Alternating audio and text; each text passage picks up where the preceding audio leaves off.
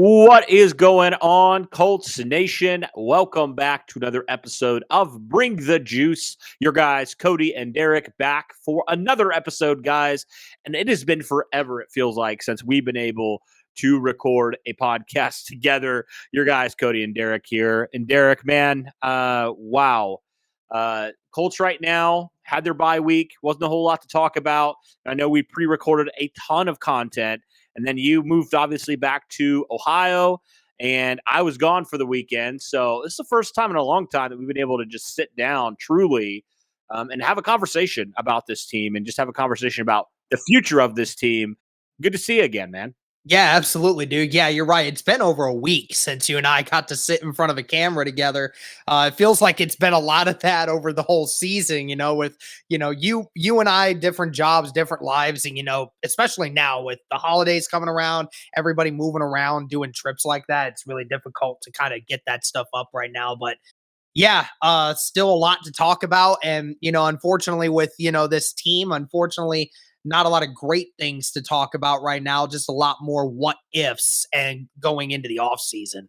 Yep, exactly. And that's kind of where we're going to be and kind of drop anchor today and talk about, some of these future things, talking about the NFL draft today. And right now, Derek, the Colts currently sit at the number 7th overall pick. Shout out to Arizona for absolutely sucking and absolutely screwing the Colts over. The Colts could add number 6 overall. Obviously, the Kyler Murray injury, that sucks for him, sucks for Arizona. Hopefully he makes a full recovery. But the Colts could have gone as high as 6 this past week in their bye week, but they end up right now 7th overall in the NFL draft. And so I wanted to just sit down, have a conversation about some realistic options for the Colts. Whether that's some trade scenarios, whether that means staying at the number 7th overall pick if the season ended today, or if that means trading back potentially and acquiring more picks and going and getting somebody and some of the prospects that will be available around that time. So, let's start here with the first scenario, Derek. Number 7 overall, if the season ended today, that's where the Colts will be picking. There's some teams ahead of them. Really, you look at the teams that are ahead of the Colts right now, and only one really stands out as a team that is probably a sure lock to draft a quarterback, and that's the Houston Texans, number 1 overall. There's a couple teams you could make, potential cases for. You could talk about, especially you could talk with the Detroit Lions from that LA Rams pick with a Matt Stafford trade. Could they potentially, find a quarterback there? I believe they're right now at number 3 overall. You could potentially say Seattle, although I think they're going to try to lock up Geno long term. So that might be off the table. But really, you look at a lot of these teams, Chicago, they have their quarterback. And some of these other teams, Philadelphia, they have their quarterback. Like a lot of these teams, unless another team trades up, they're not going to select a quarterback. So the Colts might be outside of probably Bryce Young, probably have, if all the teams would stay put, the Colts would have, probably their pick of the litter here at the quarterback position. What would your thoughts be about number 7 overall? And who do you see as some realistic options for the Colts here for them to potentially take here? Yeah, I mean, number 7 is definitely a good spot to be in if you're wanting to, look at your several options. I mean, as you mentioned, I think there's about 3 teams in front of us that realistically could take a quarterback. Maybe one of them doesn't. We talk about the Seattle Seahawks. Do they want to retain Geno Smith? That's going to be a question. The Detroit Lions, with Jared Goff playing at maybe the best level that we've seen from him, do they want to do that or do they go with more the defensive help? The Texans are for sure a lock to get a quarterback at number 1. So, a couple different options there. And, when it comes to 7, if I was in a position where I felt like our team already had our franchise guy or felt like I had a quarterback that, is going to be a bridge for the next season, then I wouldn't say that it is a ginormous need to move up in this draft.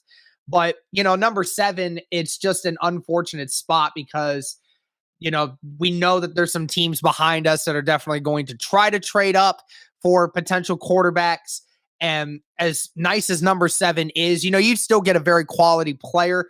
You talk about some of the offensive linemen that are going to be in this draft. You're talking about, guys like Peter Skorinski or Paris Johnson Jr., some guys who are fantastic left tackles that would come in right away and be franchise guys. You wouldn't have to worry about it. Couple other guys in the middle of the line, like Torrance and Schmitz from Minnesota, Andrew Voorhees from USC.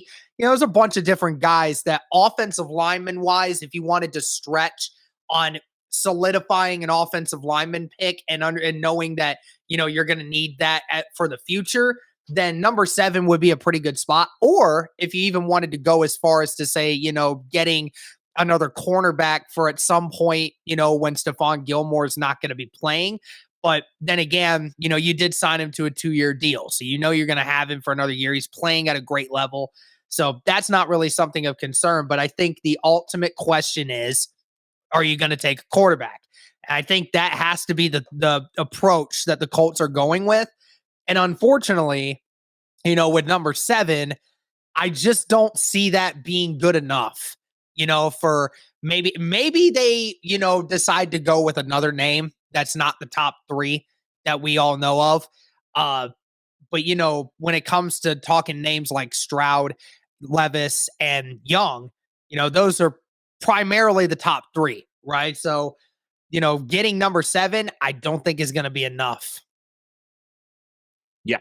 No, I 100% agree. And I almost see like a trade back scenario being something, if you had your quarterback in place and you trade back and you draft an offensive lineman or a cornerback or even an edge guy, that's still a need. I would honestly, Derek, and people will probably call me crazy for this, I would honestly say edge rusher is still a bigger need than left tackle because the simple fact that you have Bernard Ryman, who I think has been steadily improving at left tackle. I don't know if he's going to be an elite left tackle in this league, but I've certainly seen enough positive things to warrant him another year at least at the starter at left tackle. I feel like given the circumstances that he's had, I feel like he's obviously struggled at times. We've seen that. He's struggled with penalties and things of that nature, but really this dude's been thrown into the fire and had to go against some really, really good and really talented defensive lineman at the edge position. And I think for the most part, he's done a pretty solid job. He's had a couple games where he's really struggled, but I feel like as the season progressed, he's starting to progress as well. The game's kind of starting to slow down for him because remember, he's still a very young prospect. He's still a really young tackle prospect. I mean, at this point, he's only played 1 year of organized, tackle beyond this year. So I think there's a lot of room to grow for him. But yeah, I'd almost see a scenario of trading back would be if you had your franchise guy in tow and you already kind of knew, and you're like, we just need to protect him. That's what I would see a scenario like that. Or if you want to like add the final piece to your defense or something like that, that would almost be like, that scenario. But I think you're absolutely right. I think there's some teams that are going to try to trade up. You got to look at it like, man, that Chicago pick's going to be probably really highly coveted. Potentially the Seattle pick now, the Denver Seattle pick, that's going to be one that teams are looking up to trade and try to get, a lot out of it. And so I almost see a scenario where if the Colts want to get, one of the top prospects, they almost have to trade up at this point. If they stay at 7, which they're still subject to change, they could go up to 6 or 5 this week. If they lose and a couple teams win. So this isn't set in stone, but if the Colts currently find themselves, right outside the top 5, I think that's almost a scenario where you need to just make it happen. Yeah, absolutely agree. We're talking about, you got to worry about other teams, and there's other teams that are behind us in the draft order that are both looking for the same opportunity as we are. So, finding that opportunity, and it's, with the fact that the Colts may end up winning 1 or 2 more games. So how does that impact, their draft order in the grand scheme of things? Right. So you got to be careful about what it is that happens from this point forward.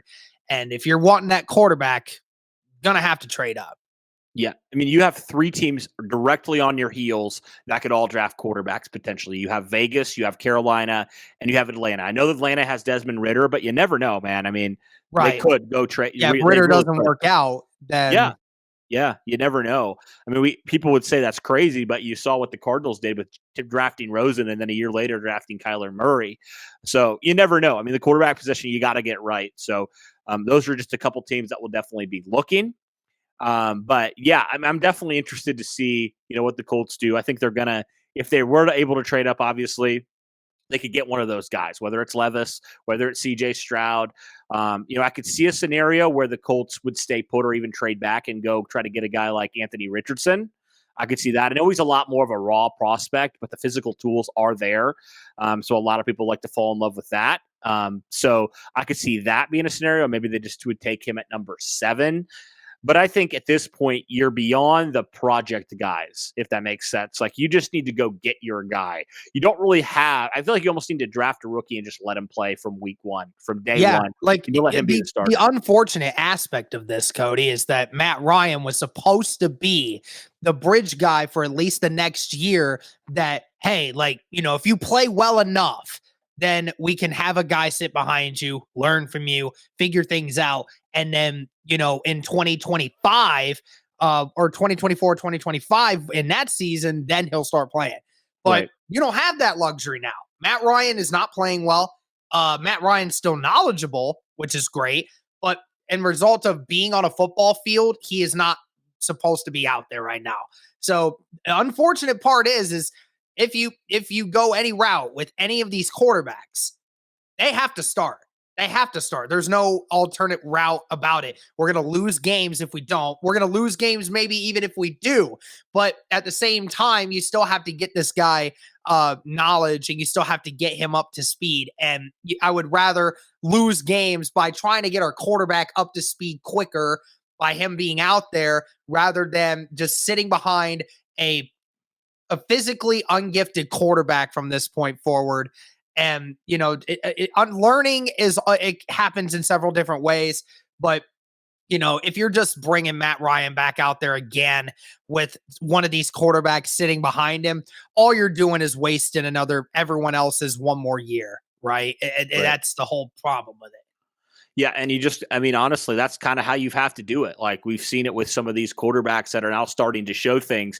They very well might struggle in year 1. They're going to have their rookie bumps. They're going to have issues.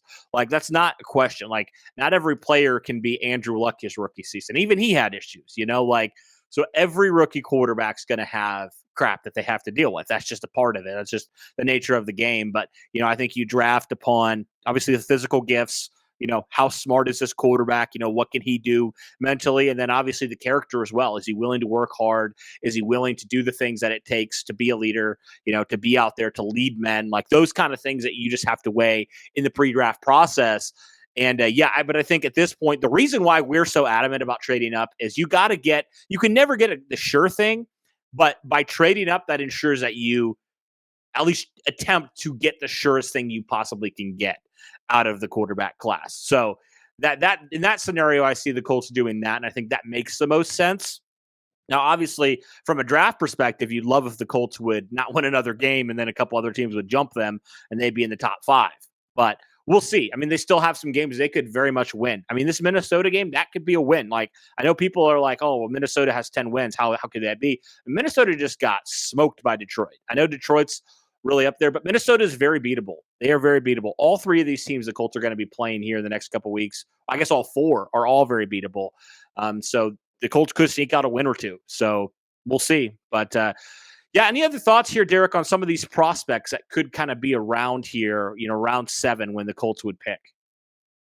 Well, like I said, there's very few positions that the Colts really need to address. And I think that we all know, like, they're the biggest ones when it comes to this, when we're talking about the quarterbacks and the offensive linemen. Now, I would say this. This is a total pipe dream because there is no way in hell either one of these guys is going to actually make it to number 7. But if somehow, some way, right? Let's just say somehow, some way, that somebody like Will Anderson or Jalen Carter were to somehow fall to 7 in some way, shape, or form. Because with with the Eagles having the 4th pick, with they don't necessarily need defensive linemen right now. They're pretty good in that spot, but they may take a defensive player. You have a bunch of teams that are going to trade up for quarterbacks, right? So say you take, say there's, 4 teams that trade up for a quarterback within the top 6, right? And the Colts don't. and one or two of these, one of these teams does not select Will Anderson or Jalen Carter somehow, then that's the only way. That's the only thing I would see. That's the only thing I would see, because then Jalen Carter is a huge prospect at defensive tackle, easily the best one, probably the best defensive lineman coming out of this draft altogether. And then you also have Will Anderson, who everyone loves talking about Will Anderson because he's a fantastic player, edge rusher, and can play linebacker as well. So, if somehow, some way one of those guys fell to 7, that's the only thing I'd ever imagine, them getting something like that. Or otherwise, it's going to have to be quarterback or a for sure offensive line starter. It almost feels like it has to be quarterback. You really, I don't feel like you have a lot of options at quarterback. I mean, you get another bridge guy, kick the can down the road, potentially lose. Nyheim Hines already saw it. He wanted out. Like, what other players, if you don't show them you care about the most important position in sports, are like, I'm not hitching my wagon to this team. I'm leaving. I'm going to a team that actually has this situation figured out. It almost feels like you risk losing the locker room even further than you have right now if you don't address it in some way long term. Yeah, absolutely agree with you there. So, all right, guys, well, let us know your thoughts here on some of the prospects around 7. Do you think the Colts should stay at 7? Do you think they should trade up? Do you think they should trade back? Let us know all your thoughts on this in the comments below. But that will do it for this one, guys. Thank you so much for tuning in. And as always, go Colts.